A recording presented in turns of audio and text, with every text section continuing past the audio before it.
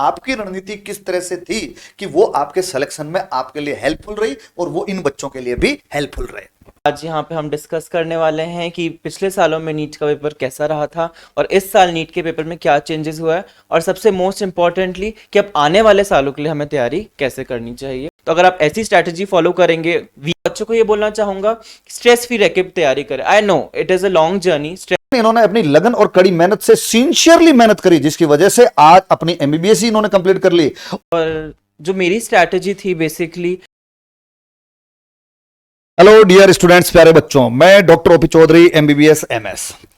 दोस्तों, आज अपन एक बहुत ही मजेदार मुद्दे पे बात करने वाले हैं और वो मुद्दा ये है कि मैंने ये साफ साफ लिख रखा है, मिशन नीट यूजी 2026, डॉक्टर द्वारा डॉक्टर का इंटरव्यू डॉक्टर बनने वालों के लिए। ये तुम सब लोगों के लिए है जो नीट की तैयारी कर रहे हैं। और कई लोग जिन्होंने ये नीट का एग्जाम दिया, उन लोगों के मतलब जो है कि क्या मार्क्स आ रहे हैं, कट ऑफ क्या रहने वाली है, कई तरह की टेंशन, स्ट्रेस, फ्यूचर के अंदर अपने को किस तरह से तैयारी करनी है। जो लोग 12th क्लास के अंदर हैं या 12th के साथ में एग्जाम देंगे, दूसरे वो लोग जिन्होंने ड्रॉप लेकर के एग्जाम दिया था और कुछ कारणों की वजह से इस बार नीट के अंदर नीट के अंदर जो मार्क्स हैं कम आए थे, उसकी वजह से भी उनको स्ट्रेस है। कुछ लोग वापस तैयारी करने वाले हैं, तो उनके लिए मैंने स्पेशली आप लोगों के लिए आज ये सेशन रखा है कि अपने को आगे फ्यूचर में किस तरह से, किस रणनीति से, किस स्ट्रेटेजी से, किस शेड्यूल के साथ में तैयारी करनी है। तो आज इसीलिए मैंने विशेष आप लोगों के लिए डॉक्टर साहब से मैं आपका डिस्कशन कराऊंगा कि जो आपको ये बताएंगे कि आपको तैयारी किस तरह से करनी है। साथ में अपन पेपर का भी एनालिसिस करेंगे कि अभी जो नीट 2025 का जो पेपर हुआ था, उस पेपर के अंदर किस तरह से मतलब क्वेश्चन आए थे और कट ऑफ उसकी किस तरह से होगी और आगे की रणनीति भी आपको किस तरह से तय करनी है। तो दोस्तों, कुल मिलाकर के बात ऐसी है कि मैं एक लाइन के अंदर ये बात बताना चाहूंगा कि हमारे साथ में जो डॉक्टर हैं उनके लिए मैं 2-3 लाइनें बताना चाहूंगा कि दोस्तों, भविष्य की जो बातें हैं वो आज नहीं होती, जो खुली किताब है वो राज नहीं होती, लेकिन जो लोग दिल से मेहनत करते हैं उनकी सफलता के लिए वो उनकी सफलता सुविधा की मोहताज नहीं होती। इसलिए मैं आपके सामने आज बुलाने जा रहा हूं डॉक्टर मनोज्ञ को, जो हमारे स्टूडेंट रहे हुए हैं और वो सेलेक्ट हो गए थे ईयर 2019 में और उनकी एमबीबीएस लगभग कंप्लीट हो चुकी है। मैं उनको स्पेशली इसलिए आज उनको बुलाया है क्योंकि जब मैं पढ़ाता था तो ये क्लास के मेरे हिसाब से और खुद के हिसाब से बहुत अच्छे प्रतिभाशाली 11th क्लास के अंदर फर्स्ट डे से ये मेरे देखते ही डिसाइड हो गई थी दिमाग में बात कि ये बच्चा 12th के साथ में सेलेक्ट होगा।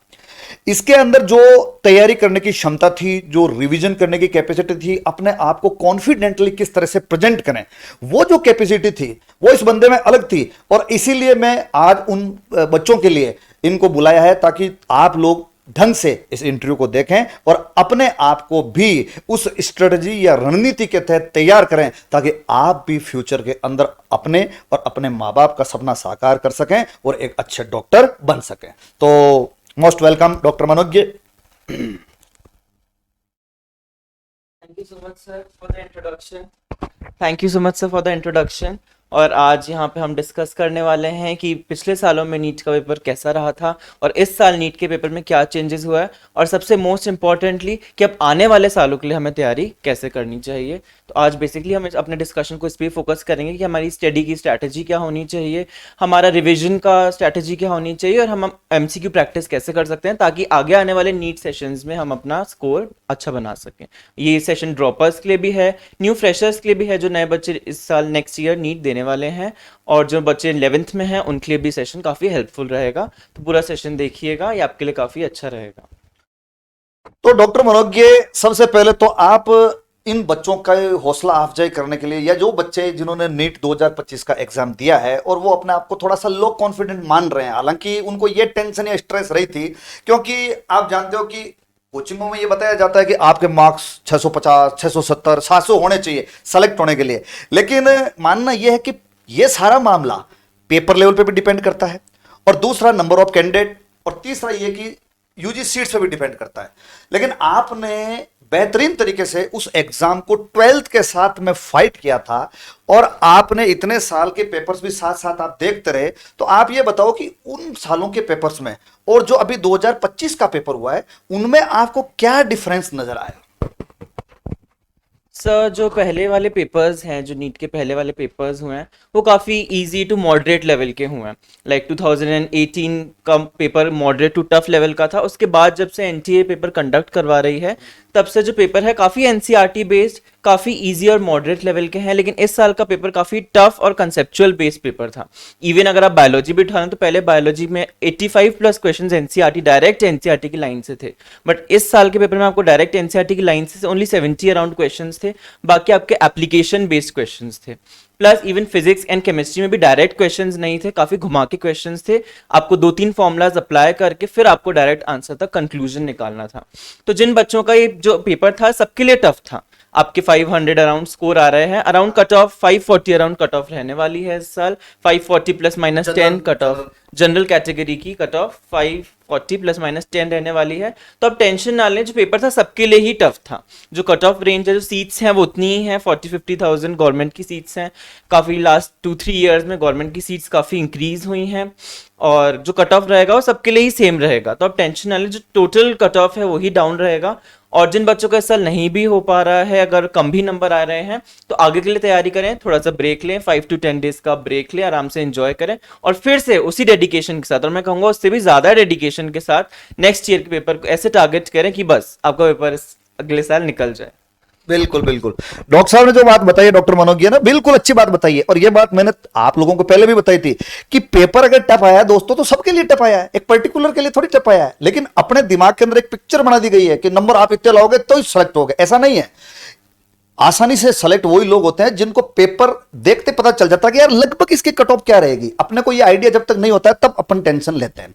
तो डॉक्टर मनोगिया ने आपको ये बहुत अच्छी बात बताई है कि पेपर एक किसी बंदे के लिए टफ नहीं आया है, ये लगभग सबके लिए ऐसा आया है। तो कट ऑफ क्या रहने वाली है, पेपर किस तरह, ये बात मैं पहले भी बता चुका हूं कि फिजिक्स के अंदर 2-3 फॉर्मूले लगाने पे क्वेश्चन का आंसर आता है। ऐसा नहीं था कि आपने क्वेश्चन पढ़ा और सीधा फॉर्मूला लगा दिया और आंसर आ गया। इस तरह का पेपर इस बार नहीं था। इसलिए आपको बिल्कुल ये टेंशन लेने की जरूरत नहीं है कि साहब हमारे जो मार्क्स हैं वो कम आ रहे हैं, वो सबके लिए सेम चीज है। इसलिए बिल्कुल आपको टेंशन लेने की दोस्तों जरूरत नहीं है। आगे मैं डॉक्टर मनोगिया से ये बात करना चाहूंगा कि आपने नीट का एग्जाम अच्छी रैंक के साथ में 12th के साथ निकाला है, तो आपने एक विशेष स्ट्रेटजी, एक रणनीति, एक शेड्यूल फॉलो किया था, जैसे जिसकी वजह से ये सारा मामला हुआ। तो आप इन बच्चों को, जो लोग तैयारी कर रहे हैं, चाहे वो 12th के साथ एग्जाम देंगे या ड्रॉपर्स हैं, तो उनके लिए भी आप ये थोड़ा सजेस्ट करें कि आपकी शेड्यूल सिस्टम, आपकी रणनीति किस तरह से थी कि वो आपके सिलेक्शन में आपके लिए हेल्पफुल रही और वो इन बच्चों के लिए भी हेल्पफुल रहे। Thank you sir. और जो मेरी स्ट्रैटेजी थी बेसिकली, एक तो पहली बात कि आप बिल्कुल टेंशन ना लें अपनी प्रिपरेशन में, स्ट्रेस फ्री तैयारी करें। बिकॉज अगर आपके माइंड में स्ट्रेस होगा पहले से ही, तो जो आपका मेमोरी रिटेंशन पावर है ब्रेन की, वो ऑलरेडी कम हो जाएगी। तो पहली चीज़, आप स्ट्रेस नहीं लें। सेकेंडली, प्रिपरेशन स्ट्रैटेजी क्या होनी चाहिए, जैसे फॉर एग्जाम्पल जो 11th में बच्चे हैं, 12th में ड्रॉपर्स हैं, सबकी मॉर्निंग में क्लासेस होती हैं, मॉर्निंग में क्लासेस करें, या क्लासेस की जगह वीडियोज़ देखें। जो आपके टीचर्स आपको पढ़ा रहे हैं उनकी वीडियोज़ आप मॉर्निंग में स्केड्यूल रख लें। ये नहीं कि दिन के रात को बैठ के 12 बजे वीडियोज़ देख रहे हैं या शाम को वीडियोज़ देख रहे हैं। जो मॉर्निंग में अपना स्केड्यूल सेट कीजिए और मॉर्निंग में ही अपने वीडियोस, जो आज के आपके टारगेट के लेक्चर्स हैं, कि जो आपको आज का टारगेट है, आपको जो कंप्लीट करना है, आपकी क्लासेस वाले वीडियोस हैं, वो आप मॉर्निंग में ही कंप्लीट कर दीजिए, जिससे आप दिन में फ्री हो जाएंगे। आप दिन में लंच करके थोड़ा ब्रेक लीजिए 1 आवर का, फिर शाम को अपनी पढ़ाई वापस रिज्यूम कीजिए। और मोस्टली आपको हर दिन एटलीस्ट 200, 150 to 200 MCQ सॉल्व करने ही करने हैं। ऐसा कोई भी दिन नहीं जाना चाहिए जबकि आपके MCQs ही सॉल्व नहीं हो रहे हो। एटलीस्ट 100 बायोलॉजी के क्वेश्चन, बिकॉज बायोलॉजी के 100 क्वेश्चन में हार्डली 50 मिनट 60 मिनट्स लगते हैं, और आपका टारगेट यही होना चाहिए क्योंकि फाइनल एग्जाम में भी आपको इतने ही टाइम में उतने क्वेश्चन सॉल्व करने होंगे। तो आपको 100 बायोलॉजी के, 50 केमिस्ट्री के और 50 फिजिक्स के क्वेश्चन रोज सॉल्व करने चाहिए, और आपकी गलतियां देखनी चाहिए कि आप कौन से टॉपिक में आप गलत हो रहे हो, उस चीज़ को वापस रिवाइज करो। तो आपका जो स्कोर है इंक्रीज होगा और आपके क्वेश्चन का जो नेगेटिव मार्किंग है वो भी कम होगी। तो मोस्टली फर्स्ट इज आपको मॉर्निंग में आपका स्टडी करनी है, आपको अपने वीडियोस देखने हैं, क्लासेस अटेंड करनी है, और इवनिंग में मोस्टली आपको जो पढ़ाया है सुबह उसको रिवाइज करना है। That is very important. अगर आप बैकलॉग बना लेंगे कि नहीं ये चैप्टर खत्म हो जाएगा तब हम इसको पढ़ लेंगे, तब हम इसको उठा लेंगे, तो बहुत डिफिकल्ट हो जाता है, बहुत बड़ा बैकलॉग क्रिएट हो जाएगा और फिर आप उस चैप्टर को कवर भी नहीं कर पाओगे। जैसे जैसे चल रहा है, जो जो टीचर्स क्लास में उस दिन पढ़ा रहे हैं उसी को उस दिन रिवाइज कर लेना चाहिए, फर्स्ट थिंग। सेकेंड, आपको MCQ सॉल्व करने चाहिए रोज की रोज। जो टॉपिक चल रहा है, जो टॉपिक पहले हो रखा है, उसके MCQs आप सॉल्व करें, ताकि आपको एटलीस्ट एक बेटर अपॉर्चुनिटी मिले और एक बेटर नजरिया मिले कि हाँ किस टाइप के क्वेश्चंस आते हैं। प्रीवियस ईयर टॉपिक्स पे ध्यान दें। अब जैसे कुछ बच्चे होते हैं कि प्रीवियस ईयर क्वेश्चन कर लेते हैं, ठीक है ये क्वेश्चन आ गए, लेकिन वो जरूरी नहीं है। जो प्रीवियस ईयर टॉपिक्स हैं वो ज्यादा जरूरी है, इसके अराउंड क्वेश्चंस आ रहे हैं तो पूरा टॉपिक पढ़ना बहुत जरूरी है। उन टॉपिक्स पे ध्यान दें क्या क्या आ रहे हैं, उसके क्वेश्चन सॉल्व करें। और सेकेंडली आप क्वेश्चन सॉल्व करने का ज्यादा फायदेमंद है कि आप जो गलतियां हुई हैं आपकी उनको देखें, क्योंकि जो आपका सही हो रहा है वो तो आपको आता है, जो आपका गलत हो रहा है, जो आपको नहीं आता है वो आप पढ़ें और वो आप रिवाइज करें। तो अगर आप ऐसी स्ट्रैटेजी फॉलो करेंगे, वीक में एक बार टेस्ट देंगे, जो जो आपने पढ़ा है उसका पूरा 3 घंटे का टेस्ट देंगे आपके 180-200 क्वेश्चंस का, तो आपके लिए काफी हेल्पफुल रहेगा और आप काफी इंप्रूव करेंगे। जो स्कोर्स हैं आपके टेस्ट में वो भले ही ऊपर नीचे हो सकते हैं, वो होता है, दैट्स नॉर्मल फॉर एवरीवन। मेरा भी हुआ था, बाकी हर किसी एस्पिरेंट का होता है, हर जिसका भी सिलेक्शन हुआ आप किसी से पूछेंगे हर किसी का स्कोर ऊपर नीचे होता है। बट द थिंग इज आप कंसिस्टेंट रहें, ये नहीं कि स्कोर कम हो गया कोई बात नहीं, मैं एक बार 1 महीने पढ़ लेता हूं फिर एग्जाम दूंगा, ऐसा नहीं करना है। कंसिस्टेंट रहें, कंसिस्टेंसी रखें, तो आपका स्कोर डेफिनेटली इंप्रूव होगा और एक लेवल पे आके 650, 670, 600 लेवल पे आके जैसा भी आपको लग रहा है वैसा अपना स्कोर मेंटेन करने की कोशिश करें वहां पर, तो ये आपके लिए बेस्ट रहेगा। और जरूर ऐसे ही मेथड से सिलेक्शन होता है और आप भी, हर कोई मैं कर पाया हूं तो बाकी हर कोई भी कर सकता है, तो ऐसे स्ट्रेस ना लें, हर कोई में एबिलिटी है करने की। बस आप एक प्रॉपर स्केड्यूल, प्रॉपर चीजें फॉलो करें, प्रॉपर इंस्ट्रक्शन सुने, जो आपके टीचर्स बोल रहे हैं वो सबसे इंपॉर्टेंट है, उसको फॉलो करें तो डेफिनेटली आपका सिलेक्शन होगा। बिल्कुल। तो जो बातें बताइए, देखो कुछ बातें तुम्हें नई सीखने को मिलेगी। अपन क्या करते हैं कि जो साल भर तैयारी कर रहे हैं, साल भर या साल पर ड्रॉप लेते हैं, अपन सिर्फ रटने पे फोकस करते हैं, अपन ने चीजों को पढ़ लिया, रट लिया। लेकिन देखो हर जगह सिलेक्शन के लिए केवल रटना समझना भी जरूरी नहीं है। आज जो डॉक्टर साहब ने बात बताई, डॉक्टर मनोगिया ने, कि यार ये चीजें भी बहुत जरूरी है, किस तरह से अपने को अपना मेन एम या मेन टारगेट, डॉक्टर मनोगिया ये होता है कि एग्जाम को किस तरह से फाइट करना है। तो उसके अंदर तो आपको शाम दाम दंड भेद, जिस तरह की चीजें जैसी काम आती है वो सारी अपने को यूज करनी पड़ती है। तो अब आगे ये मामला है कि अब जैसे कि कई ऐसे मामले हैं कि रट्टाफिकेशन बेस्ड है, कि सारा मामला कई रटने पे फोकस कर रहे होते हैं, कंसेप्ट चीज भी होती है एक। तो इस बार जो पेपर आया है उस पेपर के अंदर जैसे कि कई लोगों के दिमाग में थ्योरी है कि साहब एनसीईआरटी बेस्ड पेपर आता है। हाँ ठीक है, एनसीईआरटी पेपर आता है, इसमें नो डाउट, लेकिन 100% एनसीईआरटी को ही पढ़ना, एक तो होता है एनसीईआरटी पढ़ना, एक होता है कि केवल एनसीईआरटी पढ़ना, इसके अंदर भी कंसेप्ट समझना और एक रट्टाफिकेशन बेस्ड एग्जाम के अंदर तैयारी करके जाना। तो इसके अंदर आप किस तरह से देखते हैं इस बार के पेपर को देख के कि साहब टीचर्स जो चीज पढ़ाते हैं वो केवल एनसीईआरटी तक लिमिट नहीं होती है, एनसीईआरटी के बाहर भी अपने को कुछ चीजें पढ़नी होती है। आपको कैसा लगा और आप किस तरह से स्टूडेंट्स को ये चीज समझाना चाहते हैं?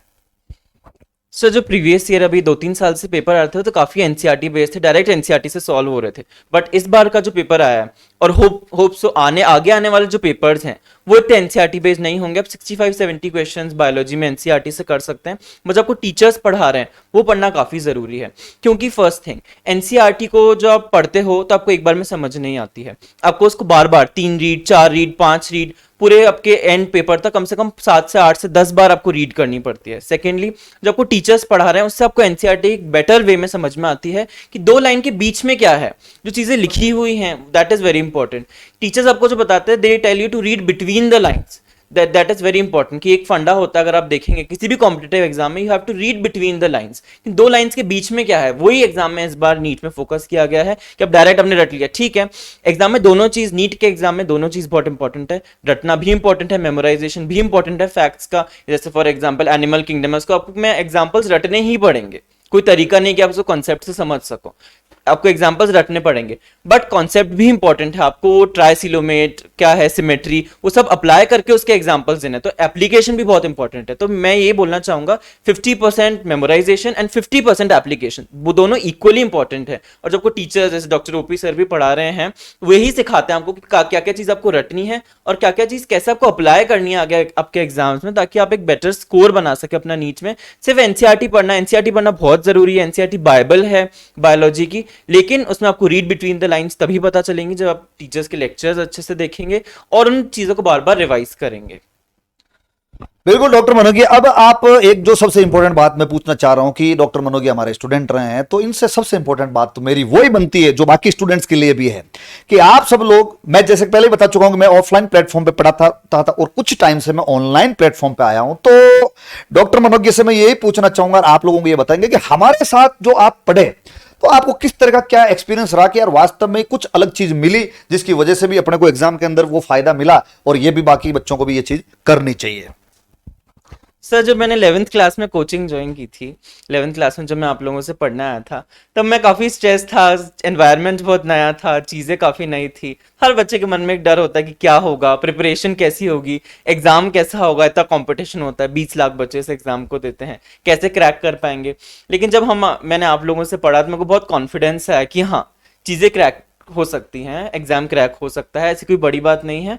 कंसिस्टेंसी रखनी पड़ेगी। तो मेरे को सर ने भी शुरू से ही बताया, कंसिस्टेंट रहो, रोज क्वेश्चन सॉल्व करो, और बहुत बहुत इंपॉर्टेंट, क्वेश्चन सॉल्व करने से भी ज्यादा इंपॉर्टेंट, जब क्वेश्चंस गलत हो रहे हैं उनको देखो और डाउट पूछो टीचर से। आपके जो भी आपके डाउट्स हैं उनको रेगुलर क्लियर करो, ताकि आपके कंसेप्ट क्लियर होंगे। सेकेंडली, सबसे बेस्ट तो मुझे ये लगा कि जब मैं आया था कोचिंग में, तो मेरे को डॉक्टर ओपी सर जोलॉजी पढ़ाते थे हमारे वहाँ पर।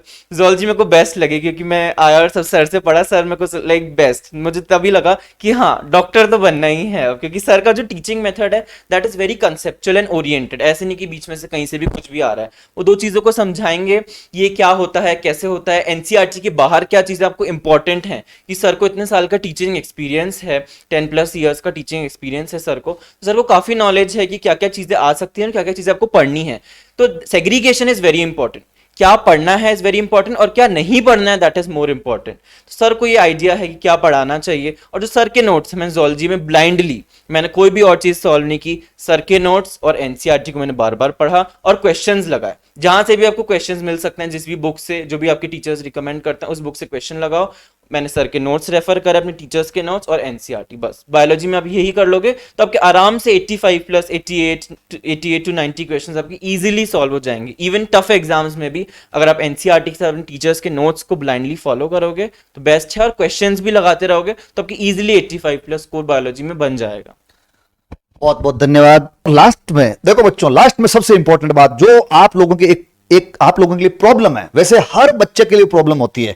डॉक्टर मनोज में चलो लास्ट में वो चीज फेस की होगी, लेकिन इन्होंने उस चीज का मुकाबला किया डट करके, और वो आज आप लोगों को ये बता करके जाएंगे कि सबसे इंपॉर्टेंट बात कि किस तरह से आप इन बच्चों को बताना चाहेंगे कि साहब आप ऐसे तैयारी करो ताकि सबसे इंपॉर्टेंट कि आपका एनवायरनमेंट बिल्कुल स्ट्रेस फ्री, टेंशन फ्री रहे, और आप खुद टेंशन फ्री और स्ट्रेस फ्री रहोगे, और इस तरह से करोगे तो आपका सिलेक्शन भी बहुत आसानी से होगा।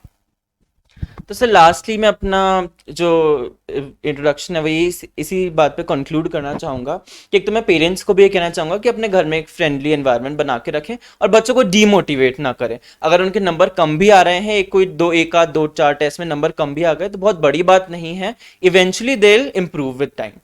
सेकेंडली बच्चों को ये बोलना चाहूंगा, स्ट्रेस फ्री रह के तैयारी करें। I know it is a long journey, stress होता है, मुझे भी हुआ था, बाकी सबको होता है। आपके नंबर भी कम आते हैं, काफ़ी बार आपके नंबर 400 पे भी ड्रॉप कर जाते हैं, 500 आ जाते हैं, कभी कभी आपके नंबर 670 690 भी आ रहे हैं, तो कभी कभी आपके 550 भी नंबर आते हैं। Depends on the paper, the grading severity of the paper, that is the thing. And secondly आप कंसिस्टेंट रहें, दैट इज मोर इंपॉर्टेंट। वही मैंने बताया, कंसिस्टेंट रहें, क्वेश्चन सॉल्व करें, हर एक वीक एक मेजर टेस्ट दें, आपका जीटी दें, और अपनी प्रॉब्लम्स टीचर से डिस्कस करें। जो भी आपको प्रॉब्लम्स हैं पर्सनली, प्रिपरेशन से रिलेटेड, नॉट ओनली एकेडमिक्स से रिलेटेड, आप एकेडमिक डाउट तो टीचर से पूछ ही सकते हैं। आपके पर्सनली क्या आप इमोशनल स्ट्रेस में हैं, स्ट्रेस सबको होता है, लास्ट में मुझे भी हुआ था, क्या होगा, क्लियर होगा या नहीं होगा, बट सही चीज़ ये है आप कंसिस्टेंसी अगर रखेंगे तो ज़रूर क्लियर होगा। आपके नंबर कम भी आएंगे इस जर्नी में, कोई बड़ी बात नहीं है, सबके नंबर कम आते हैं। हर कॉम्पिटिटिव एग्जाम की प्रिपरेशन में ये नहीं है कि आप ऊपर ही बने रहेंगे, या जिन बच्चों के नंबर कम भी आते हैं उनको ऐसा डरने की जरूरत नहीं कि कैसे होगा, कंसिस्टेंट रहें। Hard work is very important. आज के ज़माने में हार्ड वर्क और स्मार्ट वर्क दो बहुत इंपॉर्टेंट चीज़ें हैं। स्मार्ट वर्क आप ऐसे ही करेंगे, क्या नहीं पढ़ना है दैट इज मोर इंपॉर्टेंट, क्योंकि आप हर कुछ नहीं पढ़ सकते हैं, तो आपके टीचर्स वो बताएंगे, जैसे डॉक्टर ओपी सर अपने लेक्चर्स में बताते हैं क्या इंपॉर्टेंट है, तो आपको वो चीज़ें फॉलो करनी है। और सेकेंडली हार्ड वर्क, आपको कंसिस्टेंट रहना है अपनी प्रिपरेशन में, कि ऐसा नहीं कि हाँ ठीक है नंबर कम आ गए, कोई बात नहीं, 2 दिन 4 दिन पढ़ाई छोड़ दी, मूड नहीं है। नंबर कम आएंगे, that is a part of the preparation journey, ये पार्ट है उस जर्नी का। नंबर कम भी आएंगे, ऊपर नीचे डाउन एंड फॉल्स आपके होंगे, आप ऊपर भी चढ़ेंगे और आप नीचे भी आएंगे, फिर आपको ऊपर चढ़ना है। ये नहीं कि एक सीधा ऐसे डायरेक्ट ऊपर आप पहुंच गए, ऊपर नीचे अप्स एंड डाउन आएंगे इस जर्नी में, तो आपको डरना नहीं है, कंसिस्टेंट रहना है, अपने फैमिली से जुड़े रहना है, अपने टीचर से स्पेशली जुड़े रहना है, वो क्या पढ़ा रहे हैं। अगर आप स्ट्रेस में हैं तो अपने टीचर्स से बात करें, पेरेंट्स से बात करें, अपने सीनियर्स से कंसल्ट करें। और बाकी तो आपको प्रिपरेशन में डॉक्टर ओपी सर आपके साथ हैं ही, जब तक ये हैं तब तक प्रिपरेशन बेस्ट है। बाकी आप all the best to all of you for that. बहुत बहुत धन्यवाद डॉक्टर मनोज। ये उम्मीद करता हूं कि सारे बच्चे जो इस वीडियो को देख रहे हैं वो बिल्कुल आपसे ये बातें सुनकर के अपने आप को बिल्कुल मंत्रमुग्ध कर लेंगे कि साहब आने वाले समय के अंदर मैं भी एक डॉक्टर बनूंगा। आज हमारे सामने मैं कह रहा हूं ना, ये डॉक्टर मनोज जो 11th क्लास के अंदर बिल्कुल इस तरह से आए थे, एक बिल्कुल इनोसेंट बच्चे की तरह, लेकिन इन्होंने अपनी लगन और कड़ी मेहनत से सिंसियरली मेहनत करी, जिसकी वजह से आज अपनी एमबीबीएस ही इन्होंने कंप्लीट कर ली। और ये अकेले नहीं, इन्होंने अपनी सिस्टर अपने को भी डॉक्टर बना दिया। लेकिन वही बात है ना कि जो बंदा खुद सेलेक्ट हो रखा है, जो बंदा खुद सेलेक्ट होता है, उसकी खुद की रणनीति कुछ अलग होती है और वो अपने घर में भी, अपने परिवार वालों को, अपने साथियों को भी ये चीज बताता है ताकि वो भी चीजें उनके आगे सिलेक्शन में हेल्पफुल रहे। बहुत बहुत धन्यवाद doctor Manoj. Thank you so much.